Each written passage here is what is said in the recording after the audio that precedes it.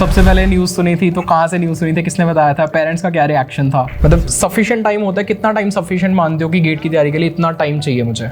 क्या कोई सब्जेक्ट ऐसा था कि बीच में छोड़ दिया था कि मतलब इसको आधा ही पढ़ के जाना है, पूरा नहीं पढ़ना है? सबके प्लेसमेंट्स हो गए थे, मैं अकेला था। One man army. Hi everyone, तो आज के इस वीडियो में हम बात कर रहे होंगे पीयूष से एंड प्रियांशु से, जिन्होंने गेट 2024 में रैंक 1 और रैंक 2 हासिल की है।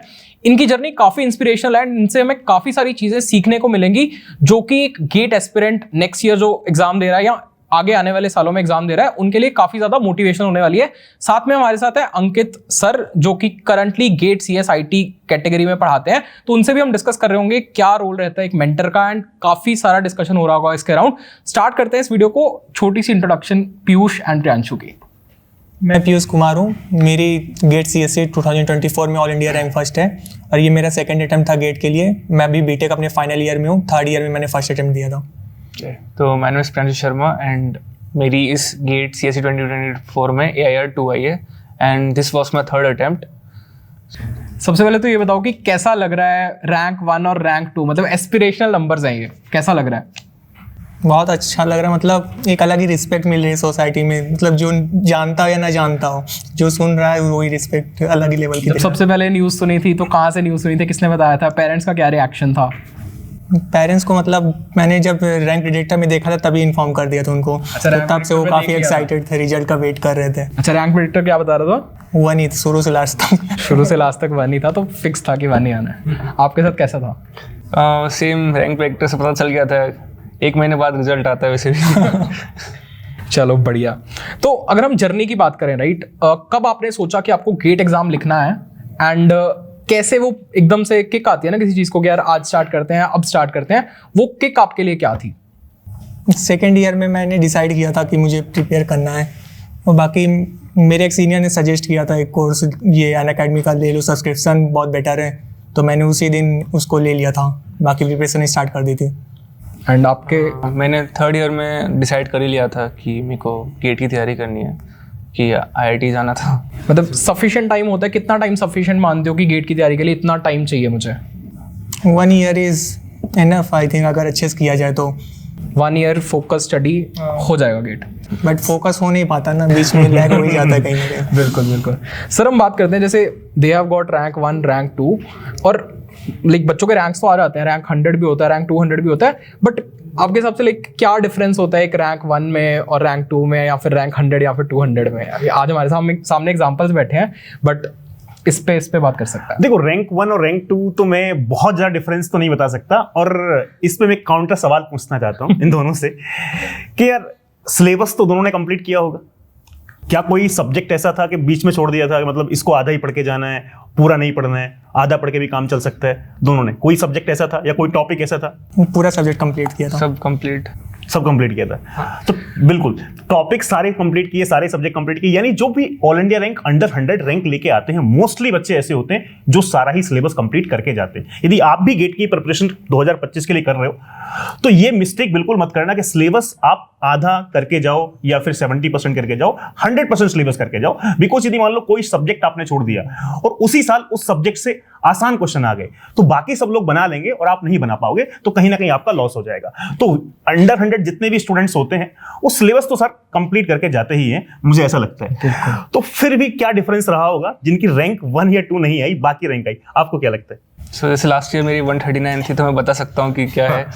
सर बेसिकली ये होता है कि मॉक टेस्ट अगर आपने कम दिए हो या फिर आपने सिली मिस्टेक करी हो, क्योंकि आपने मॉक टेस्ट कम दिए, तो इसलिए वो हो सकता है कि प्रैक्टिस कम करी हो। वो टाइम फ्रेम में बैठ के उतने क्वेश्चन सॉल्व करने से वो जो आपको कॉन्फिडेंस आता है ना, मे बी वो चीज़ इंपॉर्टेंट है। तो आपने कितने मॉक टेस्ट दिए होंगे? मैं तो कुछ मैंने अराउंड 20 मॉक्स दिए full length. Around 20 mock test दिए आपने? ऐसे कुछ स्पेसिफिक आपने उन मॉक टेस्ट से सीखा कि यार ये मेरी गलतियां थी, ये अच्छी चीज़ थी, ये खराब चीज़ थी, उनसे क्या सीखने को मिलता है? मतलब मॉक टेस्ट कितने प्रेफरेबल है एक स्टूडेंट के लिए? मॉक से मतलब टाइम मैनेजमेंट सीख जाते हो कि 3 घंटे में क्वेश्चन को कैसे अप्रोच करना है, मतलब कोई क्वेश्चन छूट ना जाए और उस टाइम में, एंड पैटर्न पता लग जाता है। एंड लाइक अगर हम पैटर्न की बात करें, इस साल का जो गेट एग्जाम 2024 था, आपके हिसाब से उसका डिफिकल्टी लेवल क्या था? Was it easy medium hard, या अगर हम कैटेगराइज करें थोड़ा सा एनालिसिस ऑफ दिस ईयर का एग्जाम, तो वो कैसा था आपके हिसाब से? मुझे मीडियम ही लगा था। Medium level. सर मतलब इजी लगा सर। इजी लगा? मतलब कोई ऐसा स्पेसिफिक पार्ट जो आपको लगा कि ये वाला पार्ट टफ था, हार्ड था, या ये वाला पार्ट इस बार काफी इजी आया है? ऐसा कुछ नहीं, नॉर्मल पेपर ही लगा था। अच्छा। नॉर्मल। और एक सवाल और है, जैसे कि अभी मॉक टेस्ट की बात हो रही है, तो जैसे जितनी भी टेस्ट सीरीज हैं, जब कोई भी कोचिंग की बात करें तो टेस्ट सीरीज एक हम देते हैं, जैसे कि टेस्ट सीरीज के अंदर हम 100 नंबर ऑफ टेस्ट देते हैं। उसके अंदर टॉपिक वाइज टेस्ट होते हैं, सब्जेक्ट वाइज टेस्ट होते हैं, मल्टी सब्जेक्ट होते हैं, फुल लेंथ होते हैं।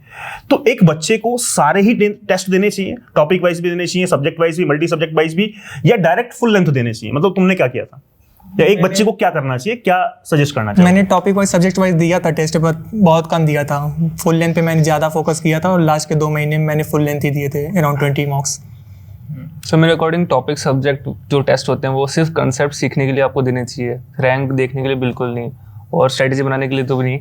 फुल टेस्ट जो होता है वो उसके लिए ही होता है, कंसेप्ट बनाओ या फिर स्ट्रेटेजी बनाओ, वो फुल लेंथ टेस्ट में आप सीख सकते हो। हाँ देखो, सिंपल सी बात दोस्तों ये है कि यदि आप प्रिपरेशन कर रहे हो तो टॉपिक वाइज टेस्ट भी क्या होता है, जैसे कि मान लो आपने कोई टॉपिक कंप्लीट किया, उस टॉपिक को कंप्लीट करने के बाद आपने टेस्ट दे दिया, तो वो टॉपिक क्या है, वो रिवाइज हो जाता है। तो टॉपिक वाइज टेस्ट सिर्फ इसीलिए है कि जिससे कि आपका कंप्लीट टॉपिक रिवाइज हो जाए क्वेश्चंस के थ्रू। वहां पे आप मार्क्स को बहुत ज्यादा जज मत कीजिए और वहां से रैंक को भी जज मत कीजिए।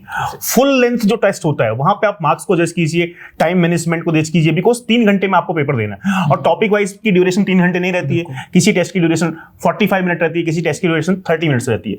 तो वो सिर्फ कंसेप्ट को रिवाइज करने के लिए है। तो मैं अपने पर्सनल एक्सपीरियंस पे बोलना चाहूंगा कि यदि कोई भी बच्चा प्रिपेयर कर रहा है तो उसको टॉपिक वाइज टेस्ट भी देने चाहिए, सब्जेक्ट वाइज भी देने चाहिए, मल्टी सब्जेक्ट वाइज भी, और फुल लेंथ। हर एक टेस्ट का अपना एक अलग अलग रोल है। मतलब स्ट्रॉन्ग पॉइंट पता चल जाता है कि यार ये टॉपिक मेरा काफी स्ट्रॉन्ग है, तो मेरे को दूसरे टॉपिक पे ज्यादा फोकस करना है। ठीक है, अब हम बात करते हैं थोड़ी प्रिपरेशन जर्नी पे, राइट? कब आपने स्टार्ट किया, कैसे स्टार्ट किया, मतलब कहाँ से बढ़े? सब किसी की जर्नी में कुछ अप्स आते हैं, कुछ डाउन्स आते हैं, तो आपकी जर्नी क्या बिल्कुल एकदम स्मूथ थी, क्या अप डाउन्स थे, कहाँ से आपने पढ़ा, कैसे पढ़ा? Would like to know that. Second year से मैंने अपनी प्रिपरेशन स्टार्ट की थी, तो सेकेंड ईयर में मैंने अनअकैडमी का ही 1 ईयर सब्सक्रिप्शन लिया था। 1 साल मैंने अनअकैडमी से प्रिपेयर किया हुआ है। तो वो प्रिपरेशन में मतलब क्या कुछ इंक्लूड होता है, मतलब किस टाइप की चीज़, मतलब वीडियो लेक्चर्स होते हैं या तुम टेस्ट देते हो, क्या कुछ कवर होता है? मतलब उसमें इंक्लूडेड तो सब कुछ ही होता है, तो अपने हिसाब से जो तुम्हें एजुकेटर पसंद है उसका कोर्स तुम वॉच करो। हर टॉपिक मतलब everything is covered, right? Yeah. And test series भी तुमने दिए थे? या test series I given. Okay, and test series से कुछ आइडिया लग जाता होगा कि आप कहाँ पे स्टैंड करते हो, मतलब ऑल इंडिया लेवल पे या इतने सारे स्टूडेंट्स पे आपका पॉइंट ऑफ व्यू क्या है? मेरा पॉइंट ऑफ व्यू है कि मतलब स्टार्टिंग में टेस्ट के हिसाब से मतलब लोग डिमोटिवेट हो जाते हैं, कम नंबर आते हैं तो मतलब उस स्टार्टिंग में तो ना डिमोटिवेट हो, उसके कुछ सीख के अच्छा इंप्रूव करें उससे। एंड आपका कैसा सीन था, मतलब कॉलेज जर्नी कैसी रही है, एंड वहाँ के साथ साथ आपने? सर मेरे उसमें तो काफ़ी अप्स एंड डाउन्स हुए थे, क्योंकि जब मैं 4th ईयर में था तो मेरे ब्रांच में एक भी बच्चे ने गेट ऐसा करियर पाथ चुने नहीं था, मैं सिर्फ अकेला था। सबके प्लेसमेंट्स हो गए थे, मैं अकेला था। 1 मैन आर्मी। हाँ, तो मैं डिमोटिवेट हो रहा था, पर वही था कि मेरे को अगर ड्रीम था, मेरा एम था, तो उसको मैंने फॉलो करा। तो ऐसे लेफ्ट आउट फील नहीं होता था कि बाकी सब लोग कुछ और कर रहे हैं, मैं ये कर रहा हूँ? हाँ, मतलब ऐसा था कि मैं एवरेज स्टूडेंट ही लग रहा था लोगों को कि तो हाँ ठीक है प्लेसमेंट नहीं लगा, पर एक्चुअली मैंने फॉर्म ही नहीं भरा था प्लेसमेंट का। अब प्लेसमेंट, हाँ, और एक चीज़ और बताओ, जैसे कि मान लो अनअकैडमी में आप लाइव क्लासेस करते थे सारी चीज़ें, उसमें ऐसा क्या अनअकैडमी के जो ऐप है वो मतलब उसके अंदर क्या क्या फीचर्स आपको ऐसे दिखे जो बाकी कहीं नहीं है अवेलेबल, सिर्फ अनअकैडमी के पास है, और उससे आपको क्या क्या हेल्प मिली? सर एक थे कि मतलब एजुकेटर्स काफ़ी सारे थे, बैचेस हर 3 वीक्स में अगर मैंने कुछ भी मिस हो गया तो हर 3 वीक्स में बैच स्टार्ट होती है, तो मेरे को कोई टेंशन नहीं थी उस बात की कभी कि मतलब कभी मिस हो गया हो या फिर बैकलॉग आ गया हो। और लाइव क्लासेस में मेरे को सबसे बेस्ट ये लगा था कि इसकी लाइव क्लासेस सबसे बेस्ट होती है, मतलब हैंड्स डाउन सबसे बेस्ट है। सबसे बेस्ट, बहुत बढ़िया। और एक चीज़ और, जैसे कि मान लो एक बच्चे के दिमाग में आता है, बच्चे को लगता है कि सेमेस्टर एग्जाम भी है और गेट भी है, ये दोनों एक साथ प्रिपेयर करना थोड़ा सा मुश्किल होता है बच्चे को, सेमेस्टर और गेट। तो क्या सेमेस्टर और गेट सच में अलग अलग है, या यदि कोई बच्चा अच्छे से प्रिपेयर करे तो दोनों एक ही है? प्रियांशु सर साथ में इसमें प्लेसमेंट वाला फैक्टर भी ऐड हो जाता है, सेमेस्टर एग्जाम्स, प्लेसमेंट और गेट, कई बार बच्चा तीनों में फंस जाता है। हाँ सर मतलब अगर आपको फर्दर स्टडीज करनी है, पीएचडी ज्वाइन करना है, तो मेरे अकॉर्डिंग आपको प्रायोरिटी सेट है तो आपको पता लग जाएगी कि मेरी फर्स्ट प्रायोरिटी क्या है, सेकंड प्रायोरिटी क्या है, थर्ड प्रायोरिटी क्या है। तो उस अगर आपको वो है ये तो कब सेकंड तक क्लैरिटी आ जानी चाहिए कि किसको प्रायोरिटी देनी? वही 3rd ईयर में आपका एम क्या है, प्लेसमेंट एम है तो प्लेसमेंट पे बैठो ना, मतलब सिंपल बात है, बाकी क्यों ध्यान दे रहे हो, तो 1-2 नाव पे क्यों सवार हो, मतलब यही है। नहीं, गेट प्लस सेमेस्टर वाला कैसे? सेमेस्टर देना ही है, गेट उससे तो आप सेमेस्टर- भाग ही नहीं सकते मतलब। गेट सेमेस्टर आप प्लेसमेंट का आप सोच सकते हो, प्लेसमेंट मुझे नहीं लेना, मुझे आईआईटी जाना है, वहां से प्लेसमेंट लेना है, तो सेमेस्टर तो देना ही है। हाँ, वो देना तो सेमेस्टर के एक सब्जेक्ट और गेट के सब्जेक्ट कैसे एक बच्चा मैनेज कर सकता है बहुत अच्छे तरीके से, और तुमने कैसे मैनेज किया? सर मेरा था कि मेरे को सीजीपीए इतना मैटर नहीं कर रहा था, मैंने बस ये एम था कि 7 के ऊपर लाना है और बस। और अगर आप स्ट्रेटेजिकली पढ़ोगे ना गेट के सब्जेक्ट्स और कॉलेज के सब्जेक्ट्स तो इतने अलग नहीं लगेंगे, सेम ही है कि आप बीटेक सीएस कर रहे हो, एक ही सब्जेक्ट है इसलिए गेट सीएस में आ रहा है। तो स्ट्रेटेजिकली पढ़ोगे तो आपको कॉलेज में बहुत हेल्प मिलेगी। 1-2 सब्जेक्ट में मेरे को लिटरली बहुत हेल्प मिली थी।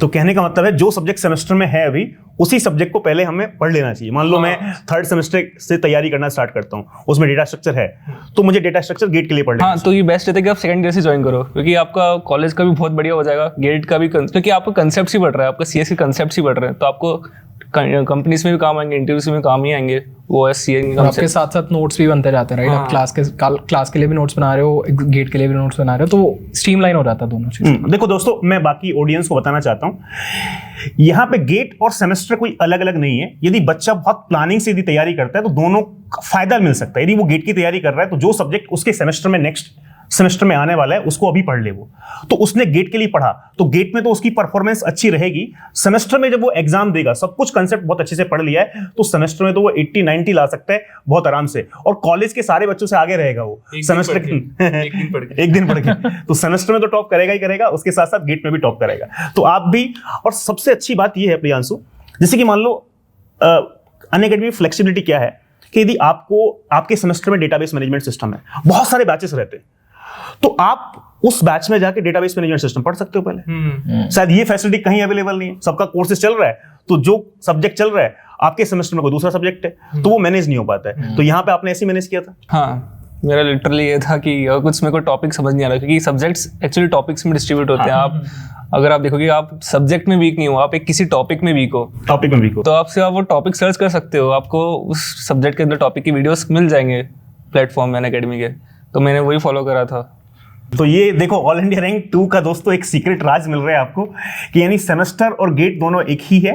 आपको जिस भी सब्जेक्ट आपके सेमेस्टर में है वो आप पढ़ सकते हो, यानी सारे ही बैचेस का आपको यहाँ पे एक्सेस मिलता है। ऐसा नहीं है कि एक पर्टिकुलर बैच है उस बैच में ही आपको एनरोलमेंट मिल जाएगा और उस बैच के अलावा आप बाकी बैच एक्सेस नहीं कर सकते हो। यहाँ पे आप किसी भी बैच को एक्सेस कर सकते हो।